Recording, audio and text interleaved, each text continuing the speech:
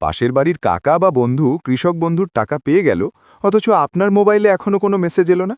আপনি কি ভাবছেন আপনার নাম লিস্ট থেকে বাদ পড়ে গেছে বা টাকা আর পাবেন না? দাঁড়ান, চিন্তা করবেন না। আপনার টাকা কোথায় আটকে আছে এবং কেন ঢোকেনি তার সঠিক কারণ ও সমাধান আজকের এই ভিডিওতেই পাবেন। বন্ধুরা, আজ সকাল থেকেই প্রচুর কৃষক কমেন্ট করছেন যে দাদা, সবার টাকা ঢুকছে কিন্তু আমার কেন ঢুকল না।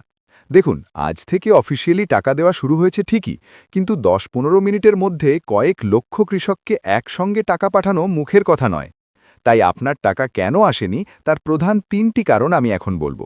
মিলিয়ে দেখুন আপনার ক্ষেত্রে কোনটা হয়েছে। প্রথমত, টাকা ছাড়া হয় লট অনুযায়ী।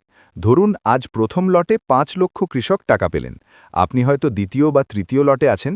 সার্ভারের জ্যামের কারণে মেসেজ আসতে দেরি হতে পারে।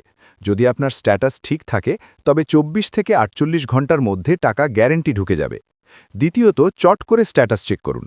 যদি দেখেন অ্যাকাউন্ট ভ্যালিড আছে, তার মানে সব ঠিক আছে, শুধু সময়ের অপেক্ষা, টাকা প্রসেসিংয়ে আছে।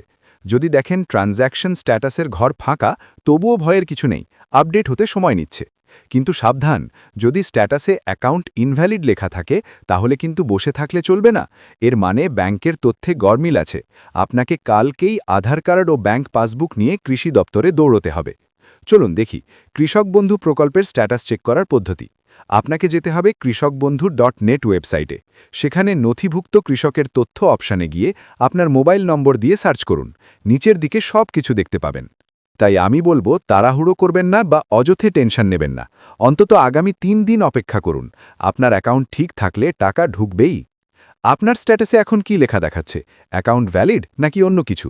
নিচে কমেন্ট করে আমাকে জানান, আমি উত্তর দেওয়ার চেষ্টা করব। আর ভিডিওটি শেয়ার করে চিন্তিত বন্ধুদের আশ্বস্ত করুন। সাবস্ক্রাইব করে সঙ্গে থাকুন। ধন্যবাদ।